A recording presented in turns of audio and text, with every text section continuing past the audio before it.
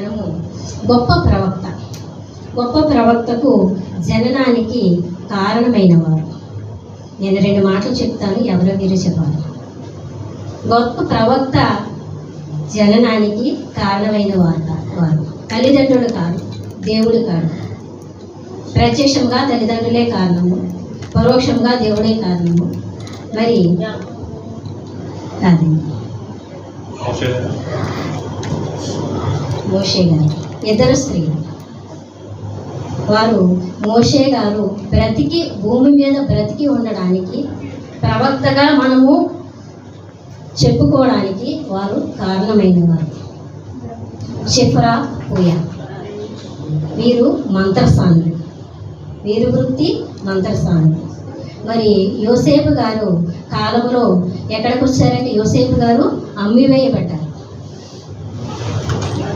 ఐగుప్తు దేశానికి అమ్మివేయబడి యోసేపు గారి కాలంలో ఎక్కడికి వచ్చారంటే ఎంతమందిగా వచ్చారు? 60 మందిగా వచ్చిన వారై ఉన్నారు. యోసేపు కుటుంబీకులు మాత్రమే ఐగుప్తు దేశానికి, పాలు తేనెలు ప్రవహించే కనాని దేశం వదిలిపెట్టి మరి ఐగుప్తు దేశానికి వచ్చిన వారై ఉన్నారు. ఎందుకు? కరువు వచ్చిన కారణంగా ఐగుప్తు దేశానికి వచ్చిన వారై ఉన్నారు.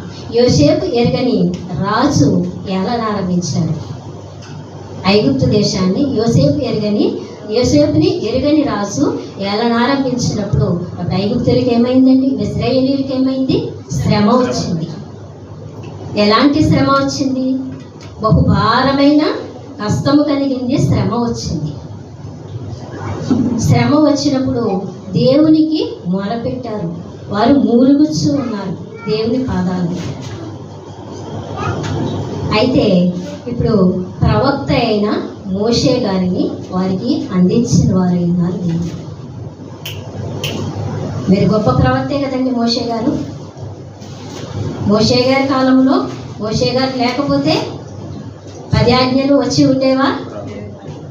మనకి 10 ఆజ్ఞలు వచ్చి ఉండేవా? లేదు. 10 ఆజ్ఞలు రాతి పలకల మీద రాయించుకొని, దేవుడి చేత రాయించుకొని, దేవుని చేత స్వయంగా అందించబడి మోషే గారు తెచ్చిన వారై ఉన్నారు. మరి అలాంటి ప్రవక్త జననానికి కారణమైన వారు.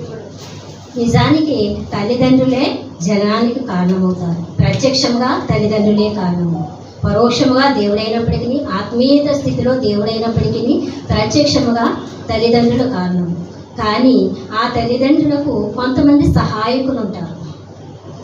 మనం డెలివరీ చేసేటప్పుడు చాలా నర్సులు ఉంటారు, లేదంటే మంత్రసానులు ఉంటారు. ఆ కాలంలో మంత్రసానులు అనేది వారు, ఈ కాలంలో నర్సులు అని చెప్పుకుంటూ ఉన్నాము.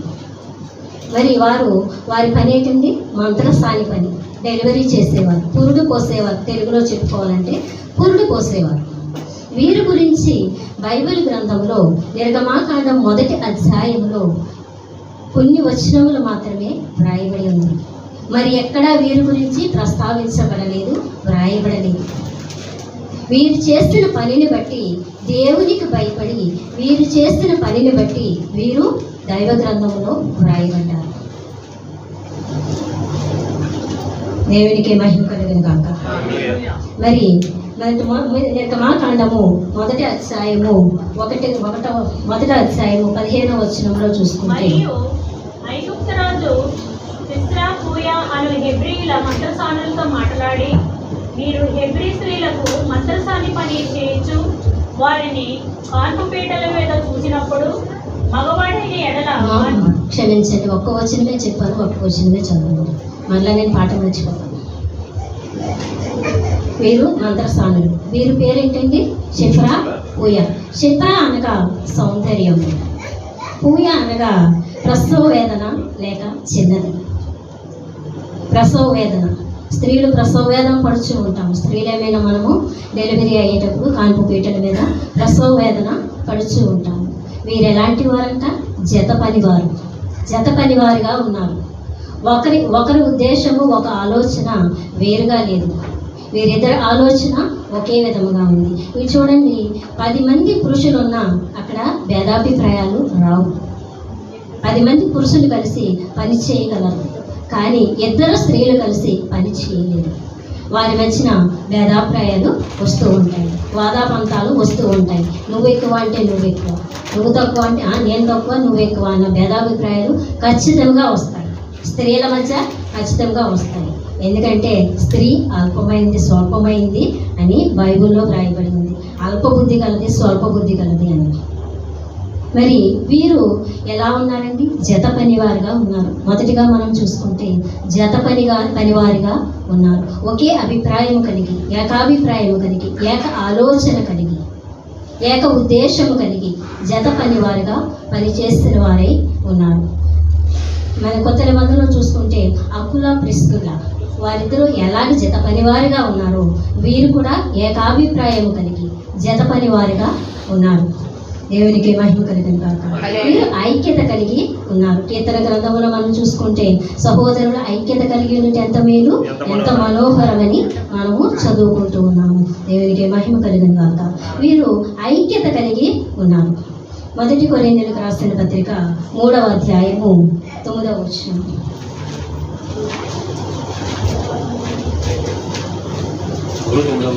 మేము దేవుని జత పనివారమై ఉన్నాము, మీరు దేవుని వ్యవసాయమును దేవుని గృహమునై ఉన్నారు. దేవునికి మహిమ కలిగిన కాక. ఎలా ఉన్నారంటే జత పనివారిగా ఉన్నారు. ఈ జత పనివారిగా ఎవరున్నారండి? పౌలు గారు, తిమోతి గారు, ఫిలోమెన గారు, ఇంకా అనేక మంది జత పనివారిగా ఉన్నారు. వారు ఒక తల్లి బిడ్డలు కాదు. కాకపోయినప్పటికీ దేవుని పరిశుద్ధతను బట్టి దేవుని విషయంలో జత పనివారిగా ఉన్నారు. వారు ఏకాత్మ కలిగి ఉండిన వారై ఉన్నారు. ఇక శిఖరా పూయ కూడా ఏకాత్మ కలిగి ఉన్నారు. దేవునికి మహిమ కలిగిన కాక. మొదటిగా మనం చూసుకుంటే వీరు జత పనివారు. వారు ఒకవేళ చూడండి, మనకి పురుషులైతే జత పనివారుగా ఉంటారు, చాలామంది ఉంటారు. వారు కలిసి పనిచేయగలరు. స్త్రీలు పనిచేయలేరు. వారికి భేదాభిప్రాయాలు వస్తూ ఉంటాయి. ప్రతి విషయంలోనూ నువ్వు ఎక్కువ అంటే నువ్వు ఎక్కువ, నువ్వు తక్కువ అంటే నీకంటే నేను ఎక్కువ కదా, నీకంటే నేనేం తక్కువ అన్న భేదాభిప్రాయాలు ఖచ్చితంగా వస్తాయి. ప్రతి స్త్రీలోనూ వస్తాయి. కానీ వీరిలో లేవు. వీరు ఏకాత్మ కలిగి ఉన్నారు, ఏకాభిప్రాయం కలిగి ఉన్నారు. ఈ శిఖరా పూయ ఎలా ఉన్నారండి? ఏకాత్మ కలిగి, ఏకాభిప్రాయం కలిగి ఉండిన వారే ఉన్నారు. మొదటిగా మనం చూసుకుంటే వీరు ఎలా ఉన్నారండి? జత పనివారిగా ఉన్నారు. రెండవదిగా మనం చూసుకుంటే ఏకాత్మ కలిగి, ఏక శరీరము కలిగి, ఏకాభిప్రాయము కలిగి ఉండిన వారే ఉన్నారు. అపోస్తుల కార్యములు 4వ అధ్యాయము 32వ వచనం చూసుకుంటే,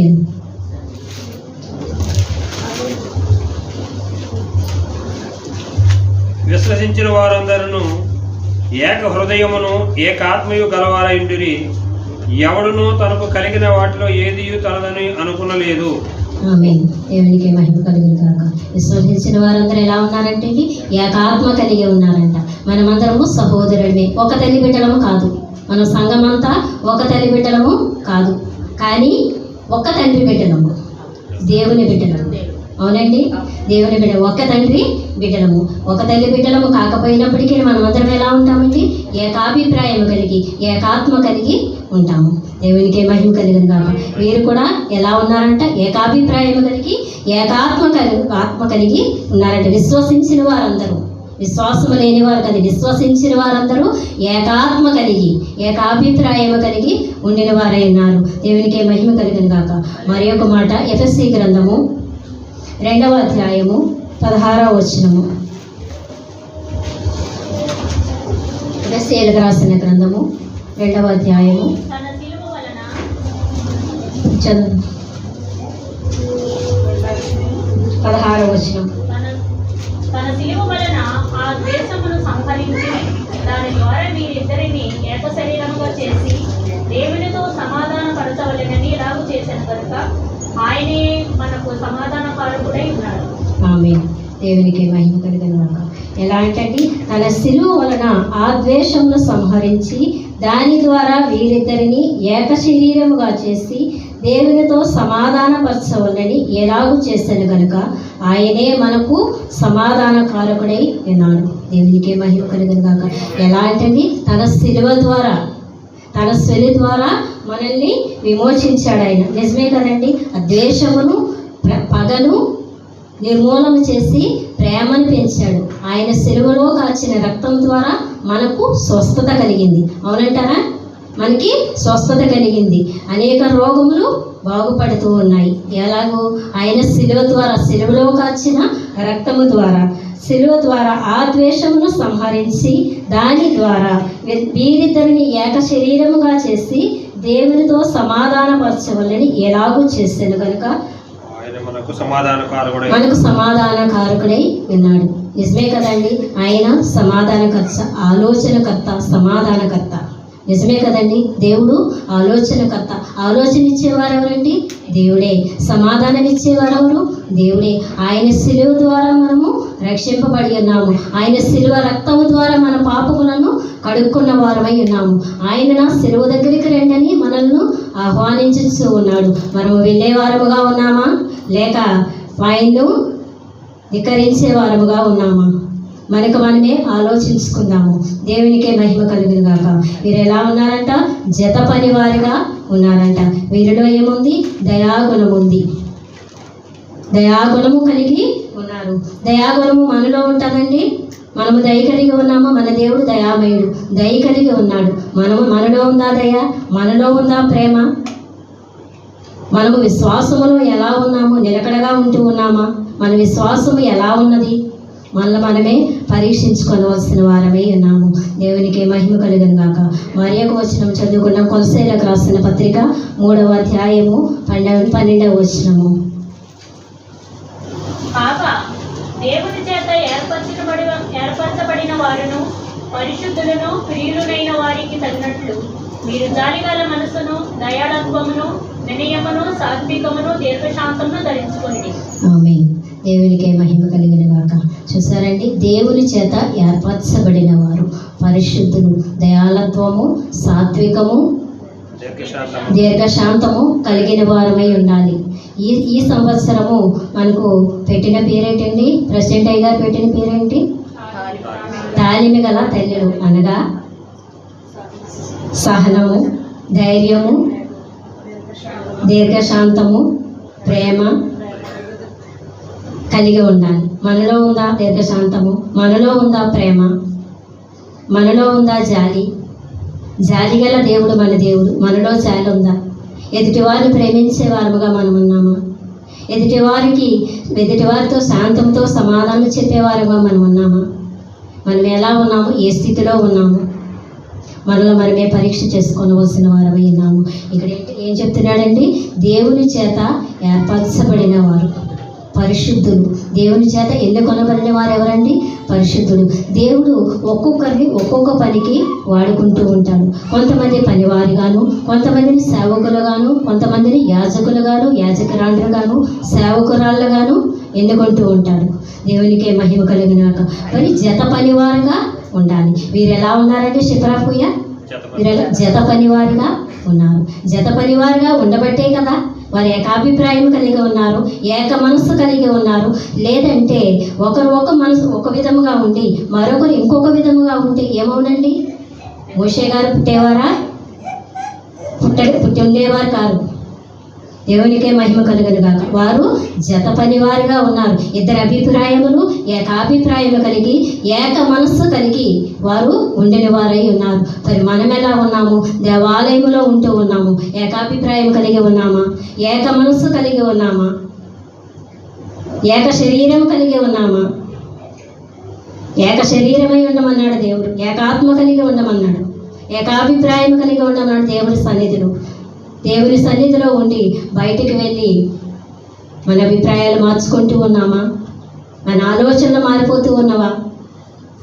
మన పరిస్థితులు మారిపోతూ ఉన్నవా? ఆలోచించుకోనండి. దేవునికే మహిమ కలిగిన కాక. ఇక్కడ విన్నది ఇక్కడే వదిలేసి బయటికి వెళ్ళి మర్చిపోయే వారముగా ఉన్నామా? కొన్ని సంవత్సరాలైన ఆ వాక్యము మన హృదయములో ముద్రించబడాలి. ఆ వాక్యము మనము నెమరు వేసుకుంటూ ఉండాలి. మరపు అనేది మనకు రాకూడదు. వాక్యం అనే ఖడ్గం, పరిశుద్ధమైన ఖడ్గం. ఇది పరిశుద్ధమైన అగ్ని. ఈ అగ్నిని మన హృదయంలో నింపుకున్న వారమై ఉండాలి. మన హృదయంలో నిత్యము ధ్యానము చేసుకున్న వారమై ఉండాలి.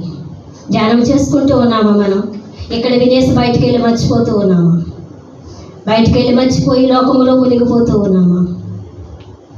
ప్రేమని దేవుని విశ్వాసులారా, మనకు మనమే ఆలోచన చేసుకోవలసిన వారు ఉన్నాము. వీరు మొదటిగా ఎలా ఉన్నారండి? జత పనివారుగా ఉన్నారు. రెండవదిగా ఏకాత్మ కలిగి, ఏక శరీరము కలిగి, ఏకాభిప్రాయము కలిగి, ఏక ఆలోచన కలిగి ఉండిన వారు ఉన్నారు షిఫ్రా పూయా ఇరువురు కూడా. మూడవదిగా మనం చూసుకుంటే దేవునికి భయపడిన వారుగా వీరు ఉండిన వారై ఉన్నారు. అది నిర్గమాకాండము 1:17 అయితే ఆ మంత్రసానులు దేవునికి భయపడి ఐగుప్తు రాజు తమకు ఆజ్ఞాపించినట్లు చేయక మగపిల్లలను బ్రతకనీయక ఐగుప్తు రాజు చాలండి. వీరు దేవునికి భయపడిన వారు. ఎలాంటి వారని? దేవునికి భయపడిన వారు. మరి మనం భయపడుతున్నామా దేవునికి? దేవునికి భయపడే వారముగా ఉన్నామా? దేవునికి భయపడే వారముగా ఉంటే దేవుని సన్నిధికి ఎలా వస్తామండి? దేవుడికి భయపడే వారుగా ఉన్నాం ఉంటే దేవుడి సన్నిధికి ఎలా వస్తాం? మనం సమయానికి వస్తాము, సమయానుకూలతను పాటిస్తాము, వినయ విధేయతలతో ఉంటాము, ఆయన ఆజ్ఞానుసారముగా నడుచుకున్న వారమై ఉంటాము, సమయానుకూలతను బట్టి నడుచుకున్న వారమై ఉంటాము. సమయానికి రాకపోతే దేవుని ఆజ్ఞను పాటించినట్ట లేదు కదా. మరి దేవునికి విరుద్ధముగా, దేవుని ఆజ్ఞానికి విరుద్ధముగా నడుచుకున్న వారముగా ఉన్నామా? విధేయులుగా ఉన్నామా? దేవునికి మహిమ కలిగిన గాక. సమయాలకు అనుకూలతను బట్టి మనము దేవుని దగ్గరికి రావాల్సిన వారమై ఉన్నాము. దేవునికి భయపడే వారముగా ఉన్నాము. మరి అదే నిర్గమాకాండము 1:14 చూసుకుంటే కఠినమైన సేవ చేసేవారు వీరు. ఎక్కడ? ఐగుప్తు దేశములో రాజు ఏం చేసేవాడు? కఠినమైన సేవ చేయించేవాడు. ఎందుకు? ఐగుప్తీయులు విస్తరించుకోవచ్చు ఉన్నారని. వీరు యుద్ధములు వచ్చినప్పుడు మనతో యుద్ధం చేస్తారేమో, లేదంటే వీరు వేరొక వారితో, ఎవరైనా మన మీద యుద్ధానికి వస్తే వారితో కలిసిపోతారేమో, వీరు విస్తరించుచు ఉన్నారు, ప్రబలుచు ఉన్నారని చెప్పి ఏం చేశారండి? వీరు దాస్యము చేయించుకుంటూ, కఠినమైన సేవ చేయించుకుంటూ ఉండేవారు ఇజ్రాయేలీలతో ఐగుప్తీయులు. ఎందుకు? భయపడి. ఇజ్రాయేలీలకు రాజు భయపడి. దేవునికి మహిమ కలిగింది. ఇక్కడ మనం చూసుకుంటే ఆదికాండము 43:32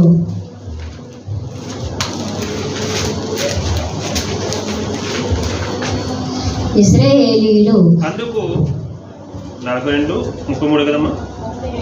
43:32 అతనితో భోజనం చేయుచున్న ఐగుప్తీయులను వేరువేరుగా వడ్డించిరి. ఐగుప్తులు హెబ్రీయులతో కలిసి భోజనం చేయరు. దేవునికి మహిమ కలుగును గాక. ఐగుప్తీయులు హెబ్రీయులతో కలిసి, హెబ్రీయులనగా ఇజ్రాయేలీలో కలిసి వారు భోజనము చేయరు. ఏ పనిలోనూ వారు కలిసి ఉండరు. ఎందుకు? ఐగుప్తీయుల భోజనము వారికి హేయము కనుక వారు ఇజ్రాయేలీలతో వారు కలిసి భోజనము చేయరు ఐగుప్తీయులు. దేవునికి మహిమ కలుగును గాక. వారు ఇశ్రాయేలీయులతో దేంట్లోనూ కలవరు. అందుకే కఠినమైన పని చేయించు ఉన్నారు, కఠినమైన సేవ చేయించుకొనిచ్చు ఉన్నారు వారు. మరి ఆనాటి కాలంలో వారు కఠినమైన సేవ చేయించుకొనిచ్చు ఉన్నారు. మత్తయి సువార్త 10:28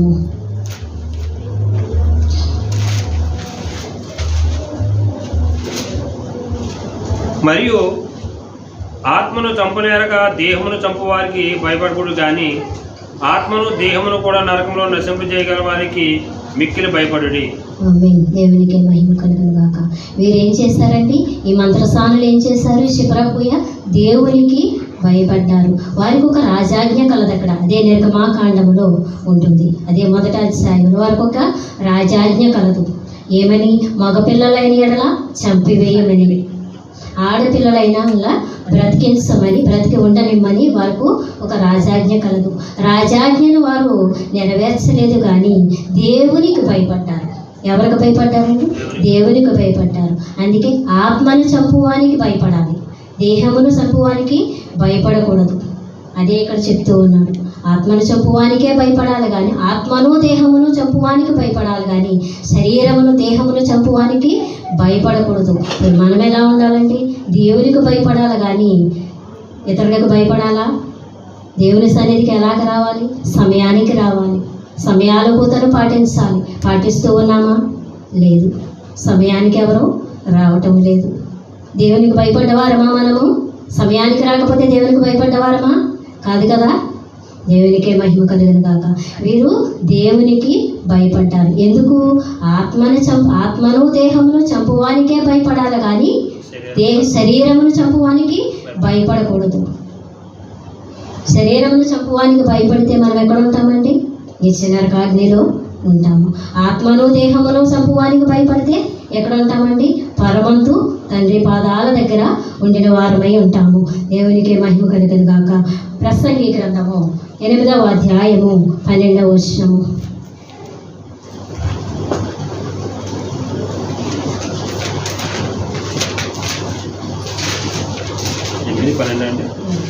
పాపాత్ములు 100 మార్లు దుష్కారం చేసి దీర్ఘాశవంతులైనను దేవుని యందు భయభక్తులు కలిగి ఆయన సన్నిధిని భయపడేవారు క్షేమముగా నుందురనియు.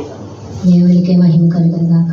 పాపాత్ములు ఏం చేస్తారంటే 100 మార్లు పడిపోయినా వారు దేవుని సన్నిధికి వస్తారంట. కానీ దేవుని యందు భయభక్తులు పాపాత్ములు 100 మార్లు పడినను 100 మార్లు దుష్కార్యము చేసి దీర్ఘాయుష్మంతులైనను దేవుని యందు భయభక్తులు కలిగి ఆయన సన్నిధికి భయపడువారు క్షేమముగా నుందురు. దేవునికి మహిమ కలుగును గాక. ఆయనకు భయపడేవారు ఎలా ఉంటారండి? క్షేమముగా ఉంటారు. మరి ఇక్కడ షిప్రా పూయ ఏం చేశారండి? దేవునికి భయపడ్డారు. రాజుకు భయపడలేదు వారు. రాజు ఒకవేళ వీరి పని చేయలేదని రాజాజ్ఞను పాటించకపోతే ఏం చేస్తారండి? శిక్ష పడుతుంది. ఒక్కొక్క సమయంలో వారిని చంపివేయమని ఆజ్ఞ కూడా ఇస్తూ ఉంటారు. కానీ ఆత్మను చంపువానికే, ఆత్మను దేహమును చంపువానికి మాత్రమే భయపడ్డారు. కానీ దేహమును చంపువానికి వారు భయపడలేదు. వారు ధైర్యముగా దేవుని యందు భయభక్తులు కలిగి ధైర్యముగా ఉన్నారు. దేవునికి మహిమ కలుగును గాక. మరి ఇక్కడ మనం చూసుకుంటే ఈ శిప్రాపుయాలు ఇంకా ఏం చేశారంటండి? నిర్గమాకాండము 1వ అధ్యాయము చదవండి. అందుకు ఆ మంత్రసానులు హెబ్రీ స్త్రీలు ఐగుప్తు స్త్రీల వంటి వారు కారు. వారు సుడికైన వారు మంత్రసాని వారి యొద్దకు మునిపే వారు ప్రసవించి యుద్ధనని ఫరోతో చెప్పారు. ఆమేన్. దేవునికి మహిమ కలుగును గాక. 1వ అధ్యాయము 20వ వచనం 22వ వచనం. దేవుడు ఆ మంత్రసానులకు మేలు చేసెను, ఆ జనము విస్తరించి మిక్కిలి ప్రబలెను. ఆ మంత్రసానులు దేవునికి 21 కదండి, 21. ఆ మంత్రసానులు దేవునికి భయపడినందున ఆయన వారికి వంశాభివృద్ధి కలుగజేసెను.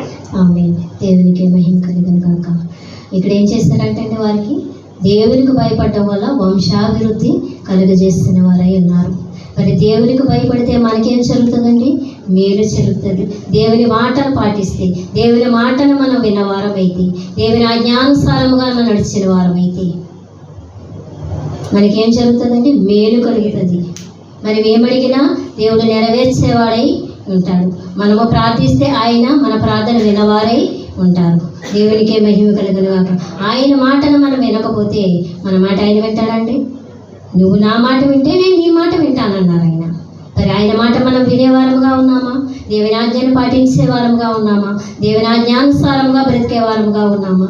ఇక్కడ యోసేపు గారు ఏం చేశారండి? మనం ఉదాహరణకు చూసుకుంటే యోసేపు గారు పాపములో పడ్డారా? పడలేదు. పోతీఫెరు భార్య ఏం చేసిందండి? పోతీఫెరు భార్య, అది ఆదికాండం 39వ అధ్యాయం 12వ వచనంలో చూసుకుంటే చదవదండి. పోతీఫెరు భార్య ఏం చేసింది? పాపము చేయాలని చూసింది. ఎందుకు?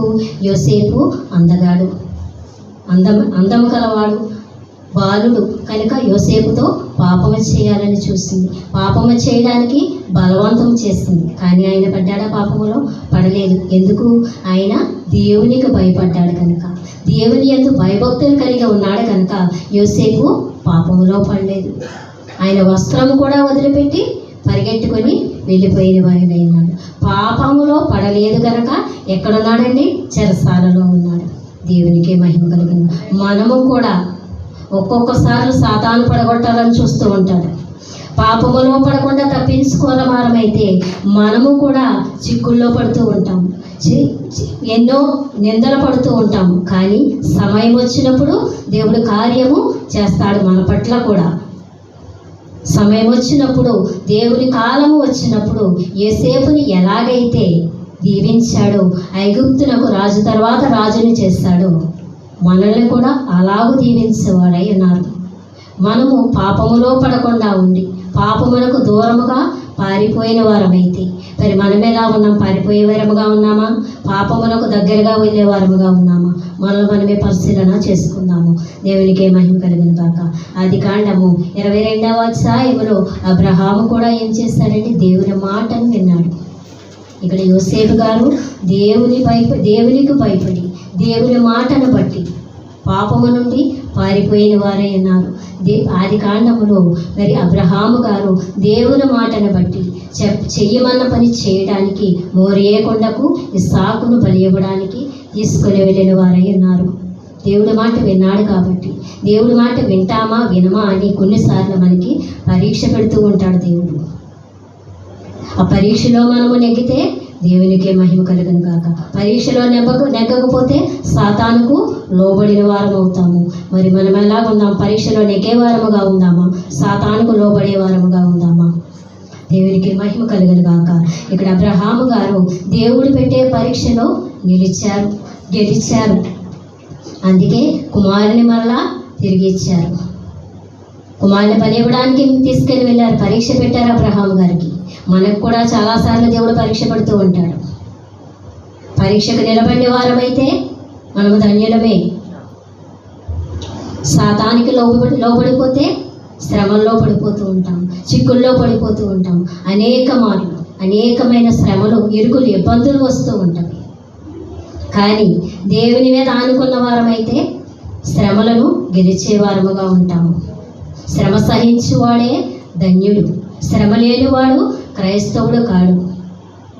మానవుడు శ్రమలో పాట పాడుకుంటాం, మనం పాటలో ఉంటాం. శ్రమ కనకము కొలిమిలో కాల్చబడితేనే కానీ దానికి విలువ రాదు. మరి మనము కూడా శ్రమలలో నలుగుగొట్టబడితేనే కానీ మనకు విలువ ఉండదు. నెగ్గలేము. ముందు శ్రమలు పడాలి, శ్రమ అనుభవించాలి. మనం శ్రమ అనుభవించగలిగితేనే, ఆ శ్రమకు తట్టుకొనగలవారమైతేనే నిలబడగలుగుతాము. పరలోక రాజ్యముకు వారసులమవుతాము. దేవునికే మహిమ కలుగును గాక. ఇక్కడ మరి ఒక వచనం మనం చూసుకుంటే అబ్రహాము గారు నిలబడ్డారు, శ్రమకు నిలబడ్డారు. ఒక్కడైన కుమారుని బలిగా ఇవ్వడానికి ఆయన వెనుక తీయలేదు. కనుకనే ఆయన మరలా బహుమానము పొందుకున్నారు. మనము కూడా అలాగూ ఉన్న వారమైతే, శ్రమకు నిలిచిన వారమైతే బహుమానము పొందుకుంటూ ఉంటాము. కీర్తనల గ్రంథము 85వ అధ్యాయము 9వ వచనము.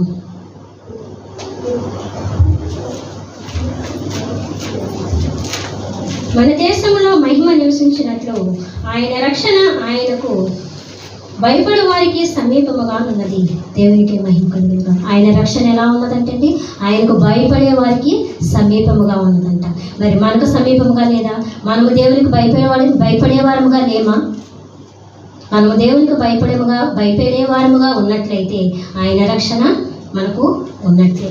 మనము రక్షణ పొందేసుకున్నాము కదా, బాప్తీసం తీసేసుకున్నాము కదా, దేవుని బిడ్డలు అనిపించుకున్నాము కదా, మనము దేవుని వారసులమంటే వారసులమవుతామా? దేవుని రాజ్యానికి వారసులమవుతామండి? మనలో నిలకడ లేకపోతే, విశ్వాసము లేకపోతే, విశ్వాసముతో కూడిన భక్తి ఉండాలి. వినయముతో కూడిన, విశ్వాసముతో కూడిన భక్తి ఉండాలి. మనలో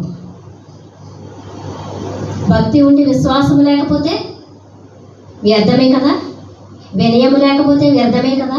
దేవుడి దగ్గరకు వచ్చినప్పుడు ఎలా ఉండాలి? వణుకుతూ వినయముతో ఆయన పాదాల దగ్గర ఉండిన వారమై ఉండాలి. అబ్రహాము గారు అలాగే ఉన్నారు.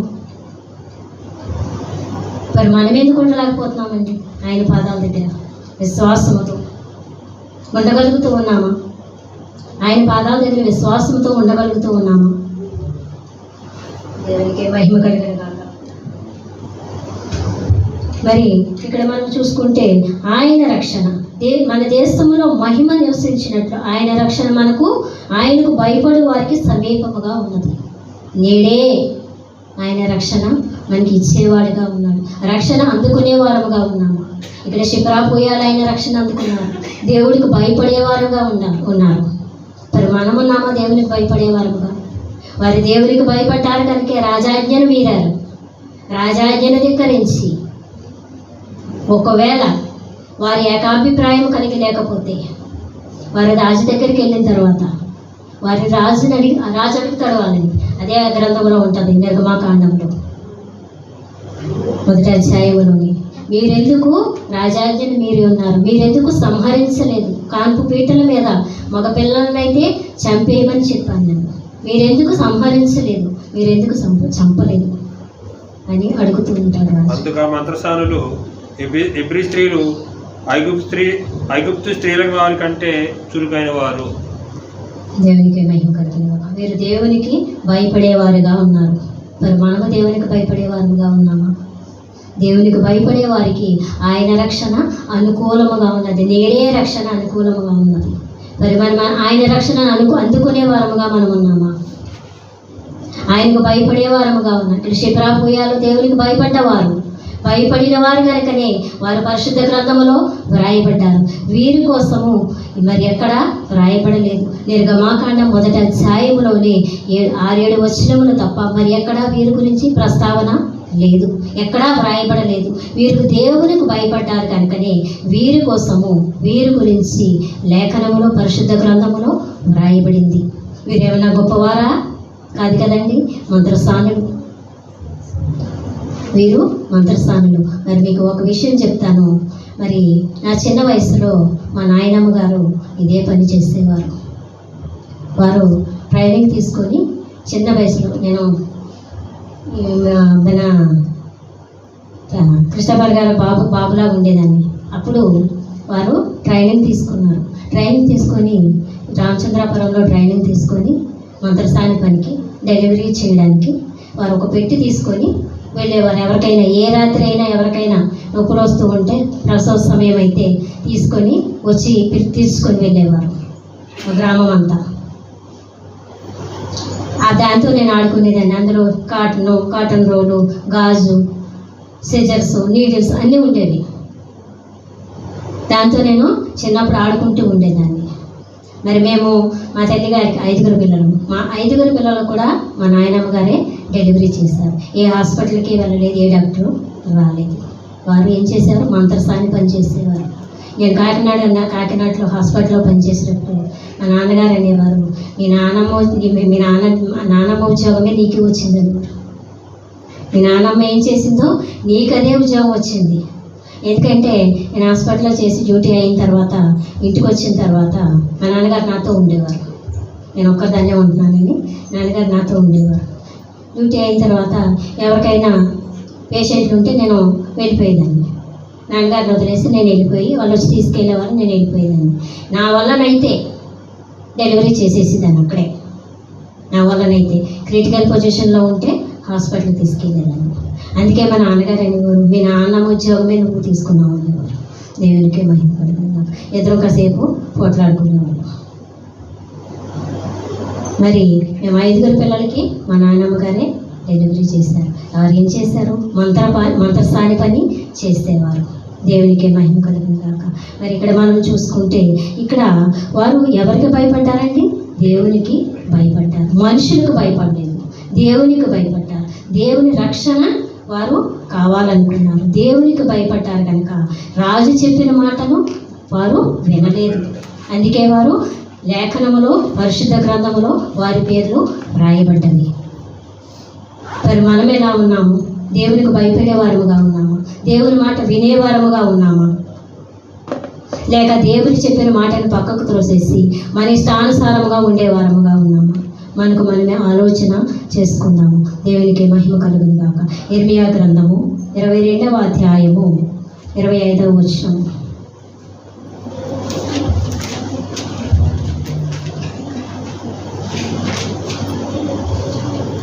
నీ ప్రాణమును ఎవరు తీజూచున్నారో, నీవెవరికి భయపడుచున్నావో వారి చేతికి, అనగా బబులోను రాజైన నెబుకద్నెజరు చేతికిని కల్దీల చేతికిని నిన్ను అప్పగించుచున్నాను.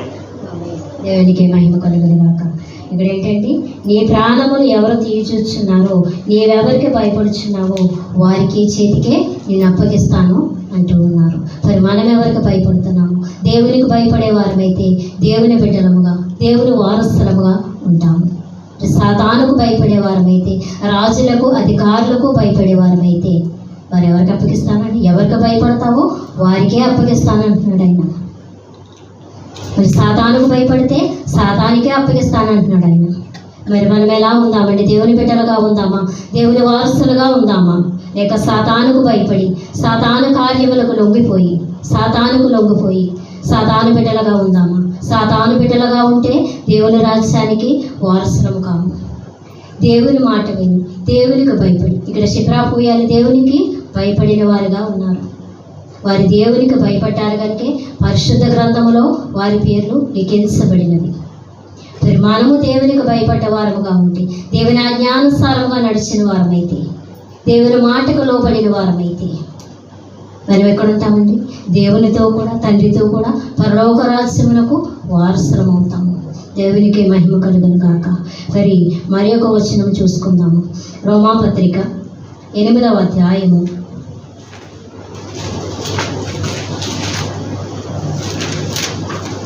15వ వచనం. ఏలయనగా మరలా భయపడుటకు మీరు దాస్యపు ఆత్మను పొందలేదు గాని దత్తపుత్రాత్మను పొందితిరి. ఆ ఆత్మ కలిగిన వారమై మనము అబ్బా తండ్రి అని మొరపెట్టుచు ఉన్నాము. దేవునికే మహిమ కలుగును గాక. ఎవరికి భయపడాలంట? దేవునికి భయపడే వారముగా ఉండాలి. షిప్రా పూయాలు ఎవరికి భయపడ్డారండి? దేవునికి భయపడే వారిగా ఉండాలి. మరి మనం ఉన్నారు వారు. మరి మనము దేవునికి భయపడే వారముగా ఉన్నాము. దేవుని ఆజ్ఞానుసారముగా నడిచే వారముగా ఉన్నాము. దేవుని మాట ప్రకారం నడిచే వారముగా ఉన్నాము. దేవుని మాట విన్నవారముగా ఉన్నామా? మనం ఎలా ఉన్నాము? మన పరిస్థితి ఎలా ఉంది? గుడి దేవాలయంలోనికి వచ్చి వినయముగా కూర్చొని దేవుని వాక్యము వినేసి బయటికి వెళ్ళి లోకానుసారంగా బ్రతుకుతూ ఉన్నాము. వీరు లోకానుసారంగా బ్రతకలేదు. దేవుని మాటకు లోబడిన వారై ఉన్నారు. దేవుని ఆజ్ఞానుసారంగా నడిచిన వారై ఉన్నారు. అందుకే లేఖనములో, పరిశుద్ధ గ్రంథములో వారి పేర్లు లిఖించబడినవి. మనం పరలోక రాజ్యంలో ఉండాలంటే మనమేం చేయాలి? దేవుని ఆజ్ఞానుసారముగా ఉండిన వారమై ఉండాలి. దేవుని ఆజ్ఞను పాటించే వారముగా, ఆయన మాట విన్న వారముగా ఉండాలి. ఆయనకు లోబడిన వారముగా ఉండాలి. మనం ఉంటూ ఉన్నామా? ప్రేమని దేవుని విశ్వాసాలు మళ్ళీ మనమే పరీక్ష చేసుకోవాలి. మనం ఎలా ఉన్నాం? మన స్థితి ఎలా ఉంది? వారు పరీక్ష చేసుకున్నారు. షిప్రా పూయాలు పరీక్ష చేసుకున్నారు. శరీరమును చంపేవారికి వారు భయపడలేదు. ఆత్మను చంపే దేవునికి భయపడ్డారు వారు. అందుకే లేఖనములో లిఖించబడ్డారు. మరి మనం ఎలా ఉన్నాము? మన పరిస్థితి ఎలా ఉంది? దేవునికి భయపడే వారముగా ఉన్నామా? లేక లోకములో బ్రతికే వారముగా ఉన్నామా? లోకములో బ్రతికే వారముగా ఉంటే మనం ఎక్కడ ఉంటాము? దేవునికి భయపడే వారముగా ఉంటే, దేవునికి దగ్గర ఉంటే, దేవుని ఆజ్ఞానుసారంగా నడిచిన వారమైతే దేవునికి వారసులం అవుతాం. దేవుని రాజ్యానికి వారసులం అవుతాము. పరలోకపు తండ్రికి మనము భయపడే వారముగా ఉండాలి. దేవునికి మహిమ కలుగును గాక. ఇప్పుడు మనం మరి ఒకటి చూసుకుంటే వారు చురుకైన వారు. అదే నిర్గమాకాండము 1వ అధ్యాయం 19వ వచనం.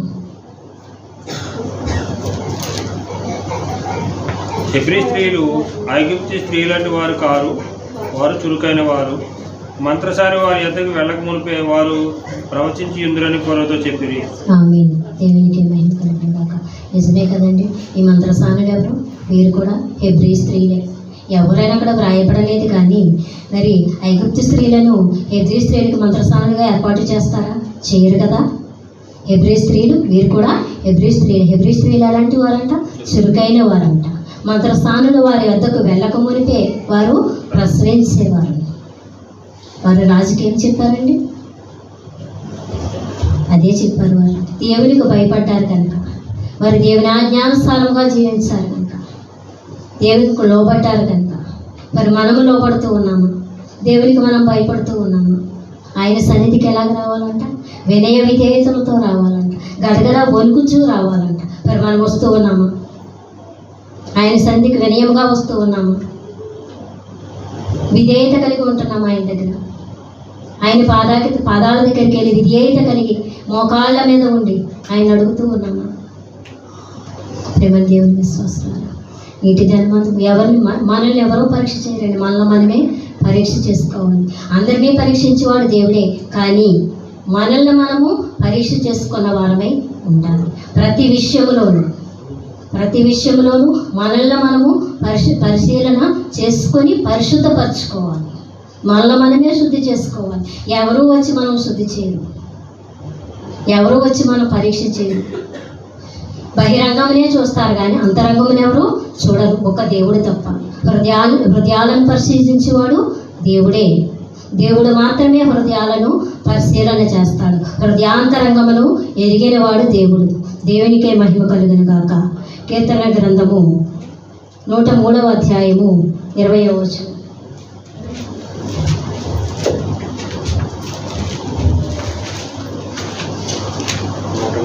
యెహోవా దూతలారా ఆయన ఆజ్ఞకు లోబడి ఆయన వాక్యము నెరవేర్చు బలసులారా ఆయనను సమ్మతించుడి.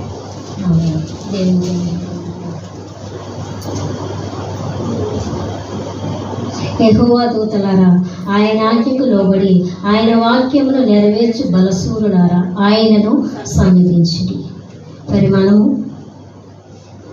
ఆయన ఆజ్ఞానుసారముగా నడుస్తూ ఉన్నాము. సిప్రాపోయాలు ఆయన ఆజ్ఞానుసారంగా నడిచారు.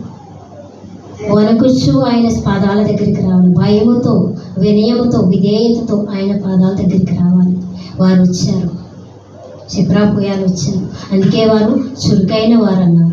చురుకైన వారు కనుక వారు దేవుని పాదాలకు దగ్గరికి వచ్చారు. రాజు మాట వినలేదు, కానీ రాజు మాటను పక్కన పెట్టి దేవుని మాటను విన్నవారై ఉన్నారు. రాజు మాటను విన్నవారైతే ఒకవేళ వారు రాజు అడిగినప్పుడు, అయ్యో నేను ఎలా చేయాలన్నాను, ఈమె నా మాట వినలేదు కనుకనే ఎలాగ జరిగింది, మా పిల్లలను బ్రతకనిచ్చాము అని వారు ఒకరి మీద ఒకరు చాడీలు చెప్పుకోలేదు. అలాగే చెప్పుకున్న వారైతే ఈరోజు లేఖనములో పరిశుద్ధ గ్రంథములో వ్రాయబడి ఉండేవారు కాదు. ఒక పాట ఉంటుందండి, పాట టైం అయిపోతుంది, సమయం లేదు కనుక. ఆయన దూతల్లారా ఆయన మాట ఆయన ఆజ్ఞకు లోబడిన వారులారా అని పాట ఉంటుంది. దేవునికి మహిమ కలుగును గాక. ఇక్కడ మనం చూసుకుంటే వీరు ఎలాంటి దేవునికి లోబడ్డారు, దేవుని ఆజ్ఞకు లోబడిన వారై ఉన్నారు. ఆయన బలవంతుడని గుర్తెరిగారు, నిజమైన రక్షకుడని గుర్తెరిగారు కనుక దేవుని మాటకు లోబడ్డారు. దేవుని రాజు మాటను వినలేదు, కానీ దేవుని మాటను విన్నవారై ఉన్నారు. దేవునికి మహిమ కలుగును గాక. దానియేలు గ్రంథము 11వ అధ్యాయము 32వ వచనము.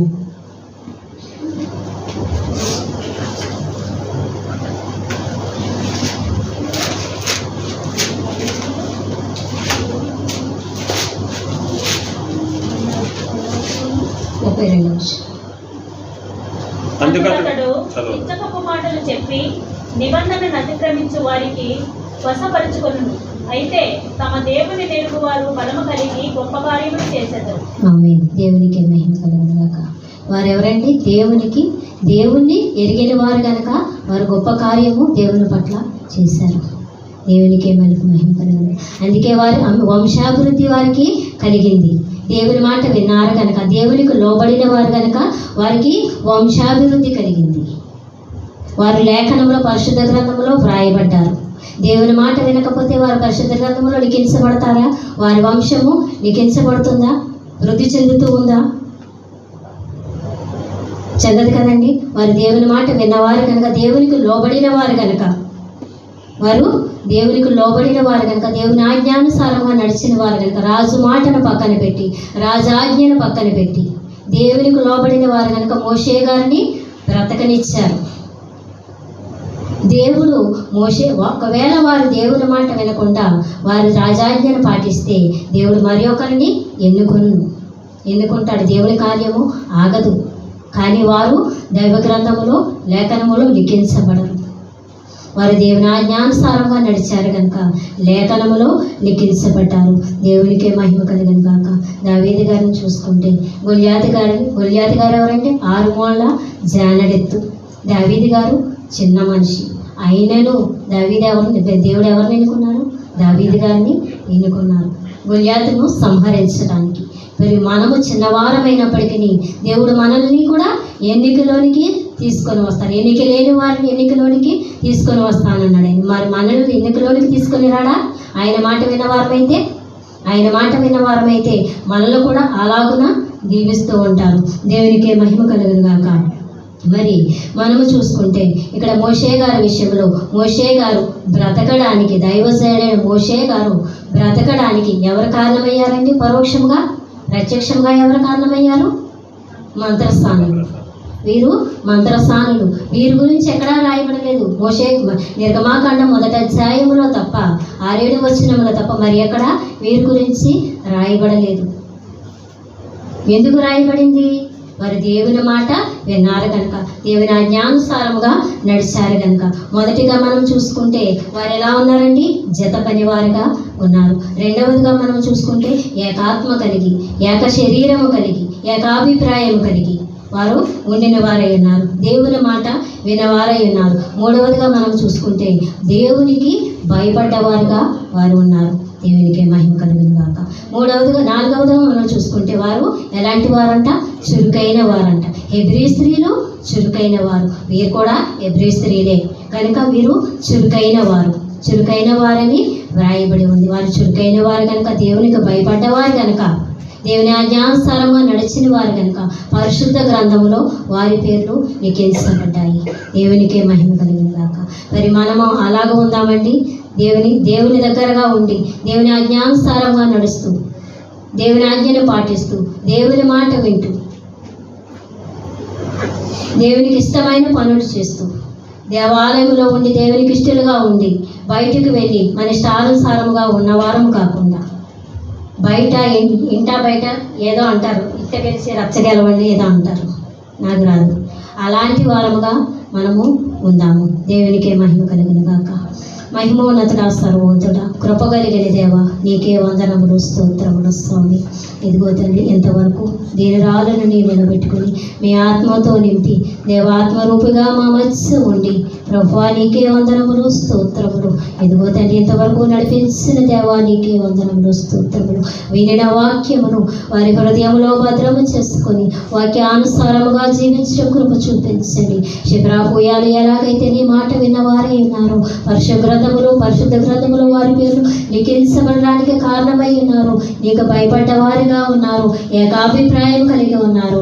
ఇదిగో నీ బిడ్డలమైన మేము కూడా ఏకాభిప్రాయం కలిగి, ఏక మనస్సు కలిగి ప్రభువా నీకు వందనములు, స్తోత్రం. ప్రతి విషయంలోనూ ఏక మనస్సు కలిగి, ఏకాభిప్రాయం కలిగి తండ్రి నీ ఆజ్ఞను నీకు భయపడేవారుగా ఉండి, నీ ఆజ్ఞానుసారంగా నడుచుకొని తండ్రి చురుకైన వారుగా, తండ్రి నీ పనుల్లో చురుకైన వారుగా ఉండి తండ్రి నీకు వందనములు, నీకు విధేయులుగా ఉంటే కృప చూపించి సహాయము దయచేయమని త్వరగా పెళ్లి కుమారుడమై రాని అన్న యేసుక్రీస్తు నామములో మీకు వినయముగా బ్రతిమలాడి వేడుకొంచున్నాము తండ్రి. ఆమేన్. మరణాత. అందరికీ మరణాత. దేవునికి మహిమ కలిగిన గాక. సమయం అనుగ్రహించిన అయ్యగారికి, చిట్ట గారికి నా హృదయపూర్వక వందన మరణాతలండి. ఇంతవరకు ఓపికతో ఉన్న మీ అందరికీ నా హృదయపూర్వక వందన మరణాతలండి. ఆమేన్. దేవునికి మహిమ కలిగిన గాక. ఆమేన్.